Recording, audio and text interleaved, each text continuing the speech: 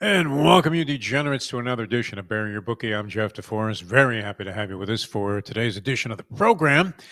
As we try to continue, I don't know that we want to call it a little bit of a moratorium. I mean, this was always a thing in sportscasting. The dreadful week before the Super Bowl, where you're trying your best not to exhaust all of your Super Bowl analysis and observations and material and all the different angles that you could be betting on. Maybe you want to touch on them peripherally, but you don't want to dive too deeply into it until you get to that week. So you're always thinking, maybe even reaching a little bit, trying to find other things that you could discuss. I got into it a little bit this morning on another program. I tried to get some kind of overview and maybe a little bit of detail on what's going on in college basketball. I watched with great interest last night's game between Duke and North Carolina State. NC State coming in at 9-10. Duke ranked number 2 in the country coming into this ball game, and you're saying, "Hey, Cameron Indoor, 22 and a half points was a lot to lay." And I revel in every Duke loss. There's no doubt that I find myself rooting against them in virtually every game. And last night looked like NC State was in there with a little bit of a threat, kind of made it interesting as they were hovering between 1 and 4 points in the last 5 minutes of the game. Duke eventually pulled away, won by 10, but it was a win, no cover. Much to my delight. And so we found a little bit of a diversion there in getting involved in all of these Super Bowl analysis. But this business, and you don't always like, look, if you're going to be betting and you're going to follow the common trends all the time, you are going to end up in a little urn somewhere trying to spread your ashes out someplace that you would find what was representative of what your life was all about. In my case, it's the 16th bowl at Gulfstream Park, which is the only racetrack now open in South Florida and operating, although that could be NFL, that could be not for long. But with the threats that are out there from the people that run the place to who hose the horsemen into voting for a thing called decoupling. It gets a little complicated from a legal angle, but essentially to operate a casino in the state of Florida, if you were a parimutuel facility, you had to have some kind of activity going on in the sport that you were originally carrying as the essence of your existence. Dog racing no longer exists, so the dog tracks now can operate the casino without any type of operation of the dog racing activities. Highline, that doesn't really, I mean, they have to run a couple of games here and there, I guess, to be in compliance with this law. But Gulfstream Park managed to get this thing to the point where they don't have to run horse racing anymore if this law passes, which apparently it's either on the threshold of happening or it already has.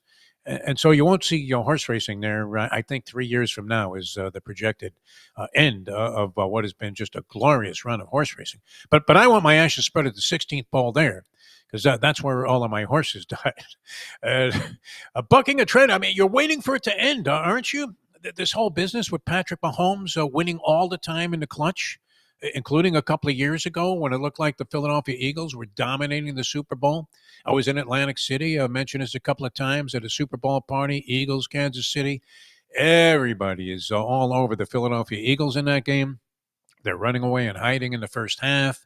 Guys are jumping up and down. They're all in celebration. They're firing cheesesteaks at each other, and eventually they're firing them at the screen because Kansas City came back. Patrick Mahomes wins again in this spot, and you're waiting for it to end. It's kind of like when I was watching the movie Million Dollar Baby many years ago, Hilary Swank, Clint Eastwood, and she's a female boxer of some merit, but she goes against her arch rival who cheats her way into a situation where she ends up in a coma. She's in the hospital. And I guess maybe they had a scriptwriter's strike right around that time when the movie was being written because whoever came up with the idea that she should be laying in a hospital bed in a coma for the last 45 minutes of the movie, and you're screaming after a while, just die already, Hillary, die already. And we're kind of waiting for this whole Patrick Mahomes thing to die. At least that's my thoughts. So right away I have a little bit of a lean towards Philadelphia just to see that come to an end and see the people that have been driving that point home over and over again, maybe getting punished financially for going one more time to the well with Patrick Mahomes. Tough trend to buck, though. Now, if you are betting on any of this stuff, including the college basketball last night with NC State getting 22.5, a very generous allotment of points, BetOnline continues to be the world's most trusted betting platform, your number one source for online betting. From the earliest odds to in-game live betting, which I mean that's really become a trend of late. Let's see one first, right? It's like seeing the start of a dog race and then being able to make your wager. It'd be awesome. But always great. The ability to watch the games and bet on it at the same time. They have the largest selection of odds and all kinds of great stuff in terms of prop bets on virtually everything. Bet online, the game starts here. And this is great. Well, look at this guy. How does he? You must be prosperous. Are you cashing every ticket, Scotty M? We welcome to the show Scotty M, who joins us every Tuesday on the program here. Outstanding handicapper. I've known this guy forever. He's always in a good mood. And how you feeling, Scotty M? How are things going? Well, I would have felt a little better if it wasn't for the performance on the games I put out. Unfortunately, I jumped on the Buffalo bandwagon, and like you said, this guy Mahomes, he just sticks it to you every single time. It just seems like you can't catch a break. If you bet on Kansas City, you can't win. If you bet against them, they beat you every single time. It's unbelievable. But I did have some tremendous winning in basketball last week with the college baskets. We had a great week. Even put out a big winner on the show last week with Yes. Louis. They blew them out easily. Good But call on that game, by the way. yeah, You were getting points with Louisville, and they won by like 20 something. It was fantastic. On the road against SMU? That was the ball game, and a real good call. So, and maybe this is a way to make money. We've been extremely football intensive on this program all throughout the season, and I hate to capitulate to what has been very popular, especially in the state of Florida, where we hail from, where football was the only thing that really mattered. I mean, college basketball was a distant consideration, and even with the Hurricanes and FAU making a run to the Final Four, you would have to say, in general, outside of the betters, I don't know, do people really give a shit about college basketball here in our state? To be honest with you, since I've been in the industry and I'm going to the late 80s, I started in the business. It's always been about football. It's been the number one sport.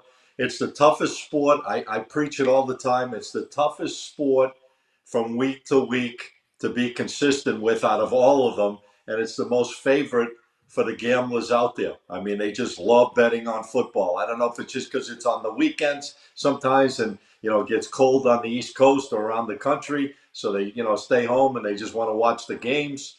But I love college basketball personally. I think for me it's one of the best sports to look at and dive in on numbers and really be able to take advantage of power rankings, certain teams versus certain teams, and really see a decisive advantage to beating the point spread. So for me, I love college hoops. I don't really like the NBA as much as I do college, obviously, but I think college for me is probably the best sport of all. The reliance in the NBA of just chucking up shots from the Coke machine, which used to be a thing that you'd see a guy take a 40-footer and immediately the coach would grab his jersey and yank him to the bench, not to return to the contest. And now, how many times do we see it where combined two teams go for over 93-point attempts Yeah. in a game? That's blasphemous going back to the past there. And every tenet of basketball that I ever heard from a coach was listen. Well, and it was an old thing, that Oscar Robertson used to preach, talking about old school. They would say, hey, how come you use that big ass to back these guys down all the time on the baseline when you have a clear shot? He says, why would I take a 14-foot shot when I can take a 12-footer? I want to get as close to the basket as I can. That is certainly the antithesis of what we're seeing today, where even if you're being guarded on the perimeter 25 feet from the basket, you just pull a Trey Young and back up and take a fall away from 30, which, it maybe isn't the most exciting basketball. We had a guy last night for the Miami Heat, Scotty M. Tyler Hero, who literally was the hero of last night's Heat double overtime victory over the Orlando Magic. Kind of a key game in those teams that are competing Yeah. mid-pack there from 6 to 10 Right. in the Eastern Conference for seeding into the postseason. And The guy was 3 for 14 from 3-point land, and he's like the star of the game. You would Yeah. be embarrassed to chuck 3 for 14 back in the day, Scotty M, when you were hoisting him in those schoolyards in New York. Oh yeah. Well, listen, Tyler Hero's been having an outstanding season with all the drama going on with the Miami Heat with Jimmy Butler and all. This team is trying to stay focused. It's hard to stay focused when you got all this stuff going on, around the team at this point in time. But Tyler Hero has been their savior basically this season. He's been steady all year, and he's really having a tremendous season. I think he got voted to the All-Star team, if I'm not mistaken, didn't he? May have been, and deservedly so. That Joe Cronin, we say this about the Giants GM, Joe Shane. Yes. How does he sleep at night after making a decision as blunderous as unaware? I mean, as wrought with just absolute negativity as signing Daniel Jones, letting Saquon Barkley go. Now, we don't know that Barkley would have had the same success. That's a monster offensive line when they're all healthy, and that comes into question for the Super Bowl with the Philadelphia Eagles. And I think Barkley gets untouched for the first 5 yards past the line of scrimmage, and then he's able to make things happen.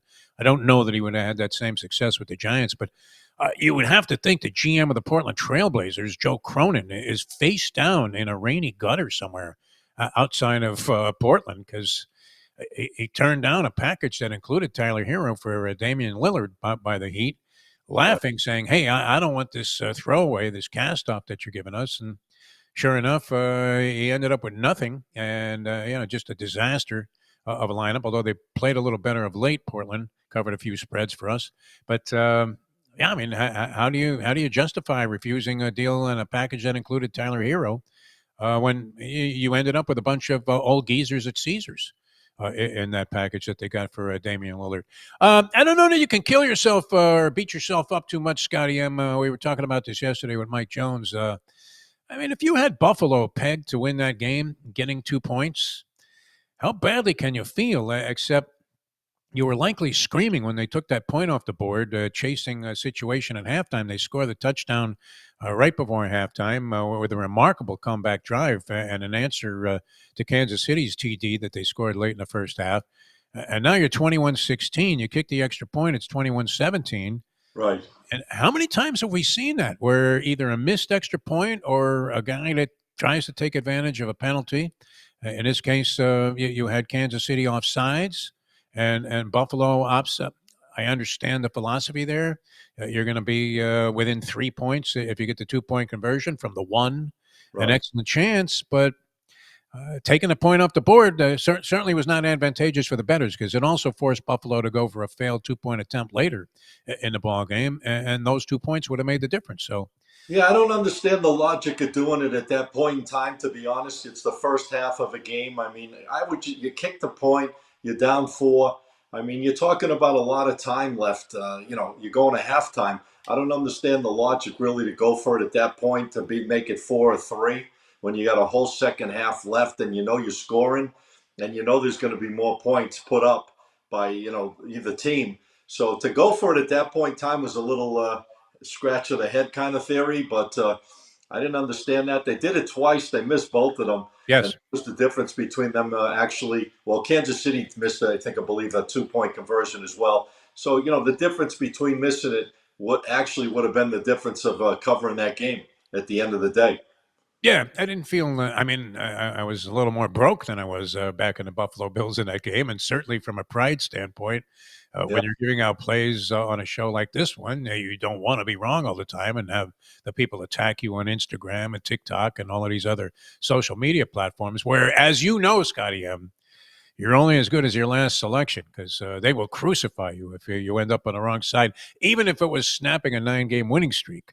All of a sudden, the comments are not particularly flattering towards the guy that's making the picks. No, not at all. Matter of fact, if you win 9 in a row and you do lose the 10th, they're not going to remember the 9 in a row you won before that. They're going to strictly focus on the one you lost at. You're as good, like you said. You hit it right on the nail on the head. You're as good as your last game you give them. Period. Is the public ignoring the fact that Philadelphia played like dynamite? in this game against the Commanders. I understand we said sayonara to Cinderella there with the Commanders going down. Typically, you'll see this from time to time where they get to the big matchup or at least a penultimate where they're one game away from going to the Super Bowl. Had a great season. They pulled a lot of miracles out of their ass, the Commanders did, but all of a sudden they get into this spot, 4 turnovers.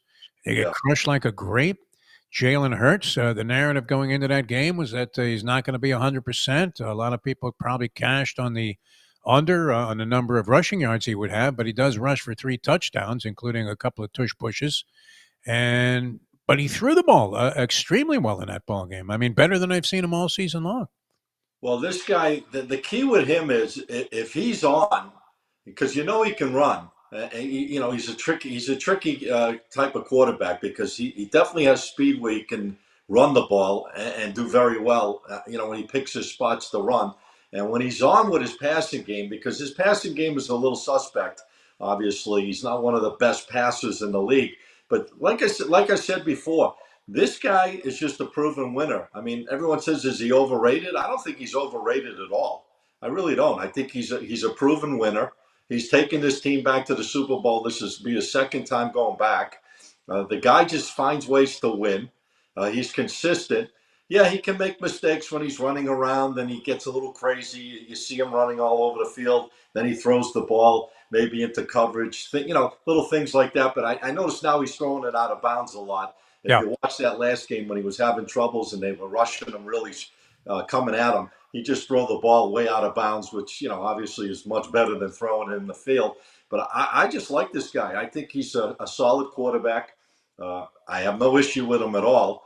And if he's on and Barkley's on, I don't see how Kansas City's going to win this game. I really don't.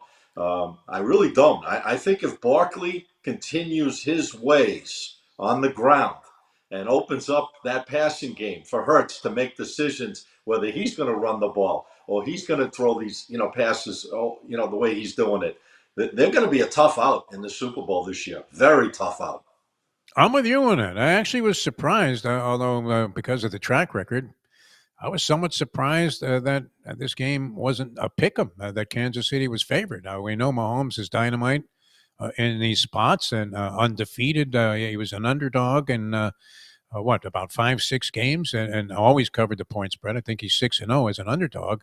Yeah. So to install him as a slight favorite, it didn't seem unreasonable. But if Philadelphia had been made a 1 point favorite, I wouldn't have been stunned by that either. So immediately a lean towards probably what is going to be the wrong side in that game by both of us here is. Yeah, I hate getting involved with these games like this because so many, everyone takes them so, obviously they're taking the Super Bowl as serious can be. And to be honest, it's normally, a very tough game to get involved, especially over the last, multiple years. These games have been very, tight games and so forth and so on. Seems like Kansas City just finds ways to win these games and get the job done. They fall behind. And then all of a sudden, Patrick Mahomes, he puts the cape on. He comes out in the second half or the fourth quarter, and then he just takes these, his team down, drives down, and gets these winning touchdowns. Did it against San Francisco. Did it against the Eagles. I wouldn't be surprised if this is the same type of game. I could see this game being a high-scoring game. I could see both these teams putting points up in a game like this. I could see it being similar to the first time they met each other and the way both of these offenses are going. And their defenses, they're suspect. They're solid defenses, both teams, but they do allow points. Even Washington, with all the mistakes they made, they scored 23 points in that game, and they made a ton of mistakes, turned the ball over, fumbles, interceptions. You name it, they had it working against them in that game. They didn't have a shot anyways, 55 points. I don't think they were coming close to the Eagles, regardless with the mistakes and no mistakes. But I could see this being a really high-scoring game. But the key, here's my secret weapon. Saquon Barkley. What are his initials? SB.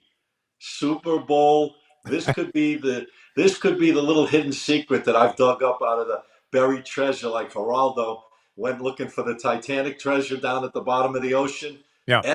SB. That's going to stick with me. Saquon Barkley, Super Bowl. I think it's a perfect combination. He immediately was dismissive of the idea that winning the conference title was some huge accomplishment. In the post-game interviews, started talking right away about, hey, we got one more.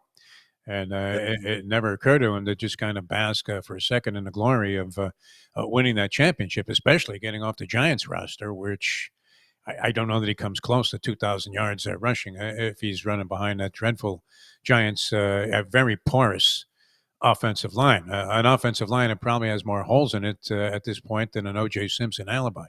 All right, college basketball. It was interesting. I was talking with the professor on a program earlier this morning. Big college basketball guy like you, Scotty M. And he was lamenting the fact that it took like a 60-foot shot at the buzzer for Arizona, who was favored over number 3 Iowa State last night, playing very well at home, Arizona. And that sends the game into overtime, where subsequently Iowa State got buried as I think they got outscored like 15-3 or something like that in overtime. It was an enormous blowout on the side of Arizona once they got to that stage. What do you? I mean, I would imagine you have some college basketball plays for us on the show today. I actually do like a couple of games tonight. I was looking at the board since last night when the numbers, started coming out, and I've been tracking these teams. Like I said, I look for certain teams. I like certain matchups, certain conferences that I really dig in on, and I feel I can have the upper hand. But this game looked interesting to me. VCU, Virginia Commonwealth playing St. Louis. Virginia Commonwealth playing really, really strong basketball right now. Won 6 straight games in a row. Seems like they turned it up a little bit over the last couple of weeks, and they just beat this team on their home court by 16 recently. They're making this line 6.5 on the road. VCU. I think that number's right. I think they're the stronger of the two teams at this point in time. Even though St. Louis can show up at home, they play well at home, but I think VCU is too much at this point in time. I like the line. I would bring this game down to 5.5 from 6.5. That's the number I'm showing as we speak. It could move either direction between now and later on. But I would take VCU in this game. I think they'll win by double digits. I would bring the line down to 5.5. And I feel they'll continue their winning ways and get their 7 straight. St. Louis is a so-so team at best. I think Virginia Commonwealth gets the job done in this one by double digits. Has that line climbed in favor of VCU? Because this is kind of yesterday's news tomorrow. I'm looking at my New York Post, which the Bulldog edition usually is not up to date when it comes to the lines, but they had that game at 4.5. And I would imagine that was as recently as yesterday. So yeah, that could be an early, like an outlaw line that comes out that they put out. But right now, as we speak live, the numbers, like on the Hard Rock app, DraftKings, and FanDuel, they're showing VCU minus 6.5. I bring it down to 5.5. That's the updated number as I'm speaking to you right now that I'm seeing on the system. So those early overnight lines sometimes they're not real numbers you can really jump on. They're adjusted immediately, but the number I'm showing on this game is, like I said, minus 6.5. I bring it down to 5.5, and I like VCU in that game. I just think they're too much at this point in time, playing really well right now as a unit. I think they could take advantage, and I think the number was right. If this line might have been like 3.5 or 4, I'd probably stay away from the game. I like the fact that they adjusted the line. VCU under normal circumstances, that if they weren't playing probably as well as they're playing, this game would be a lot less.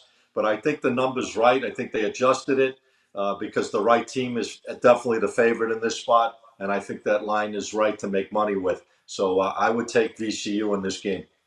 anything else we can pound like a heavy bag on? Yeah. I have one more that I like actually in college basketball on a total tonight. You got Marquette playing Butler.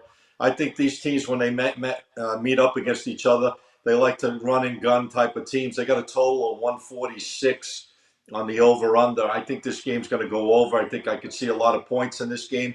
I wouldn't be surprised if 155 to 162 would be the right number as far as the total points. I could see this game being a high-scoring game. When these teams meet up, like I said, they like to run and gun it. And if they're connecting with the shots, I think they score a lot of points and go over that 146 total. You got a little Shaka Smart theme working here today on the show. VCU, of course, his former team, Marquette, he's having a good season once again, as you might expect. One of the more talented college basketball coaches. And you're saying take the over Marquette and Butler over 146. Yeah, Scotty it doesn't matter records with teams. I mean, Marquette obviously is the standout, program over Butler. Butler's having a losing season right now. Marquette, one of the top teams in the nation, but it seems like when they match up against each other, these teams like to run and gun, and I don't see anything changing. I think this is going to be like one of those run and gun, fast paced type of games. If they connect them with the shots, obviously the key is you don't want to miss it going on a 1 for 13 run. But if they're on point, I could see this game definitely being a high scoring game based on everything I look at and the number on the game itself.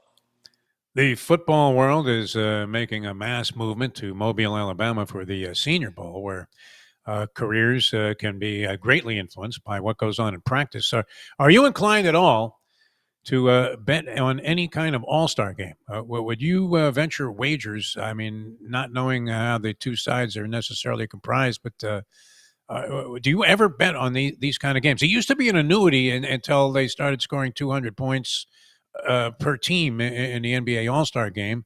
NHL All-Star game was always an over. NBA All-Star game was always an over. They keep messing and tinkering with the formats, so I don't even know if they play a game anymore in the NHL, but I would imagine that most people that have any form of rationale left are considering those games unbettable. Do you venture out on games like the Senior Bowl at all, or any East West Shrine game, or any of that stuff? No, I got to be honest with you. I stay away. I call those exhibition games. It's like the NHL All Star Game. It's like the NFL. The Pro Bowl, yeah. NFL. What they call Pro Bowl games in the past. No, I stay away from games like that. That I don't really think there's any advantage on betting games like that. To be honest with you, I don't see anything out there that I could grasp onto and say, "Oh, this stands out, so I'm going to take advantage of it." They're exhibition games at the end of the day. I'd rather stay away from them. I'd rather put my money into something I feel I have much more value and something that shows up because obviously, based on criterias and things I'm looking at on spreads. But on as far as an exhibition game, I stay away from those games. Along those same lines, the Super Bowl, of course, represents the last betting opportunity on football for the next 6 months. They bury it. I mean, you must know people that have attempted to get out on the Super Bowl for what otherwise was a god awful season. What would your recommendation be there? Just stay within this. There's a natural inclination to want to ante up more money on the Super Bowl than any other game, and yet, as you talked about, and I think it's pretty obvious that this is not going to be an easy call either way. No, it's not going to be an easy call. Number one, it's not a game to go all in on. It's a game to have some fun with. It's a game, listen, if you're playing a certain amount, stay at that amount. Don't overextend yourself just because it's the Super Bowl. I know everyone's, watching it. Everyone gets into it. But at the end of the day, listen, it's one game. It's the NFL. Yes, it's the final game of the year. But if you didn't make money all year, you can't, or you're up money. What's the sense of trying to pile it all in on a game like this? First of all, it's going to be a very tight game. Most likely, this is going to be a toss-up game either way. I feel it could go either way. I think it's sooner or later the Kansas City bandwagon. They're going for something that's never happened in the Super Bowl era. Don't forget, no team in Super Bowl. The Packers did it before the Super Bowl era, winning 3 straight championships with Bart Starr at the helm. But this has never been done in the history of the Super Bowl era where a team has won a three-peat. There's going to be a lot of pressure on them, I think, just knowing things like that, trying to do history, trying to be the first of, and you're going against a very tough team that has a shot to beat you. This game on paper is a toss-up game. There is no doubt about it. That's why the line is what the line is. Guys, it's not a game to go crazy on. It's a game to have a little fun with. Play your normal size play. And don't try to go for the kill because if you go for the kill, you might be killed. No Johnny Chan, no all in on this one. No, you don't want to go all in on this game.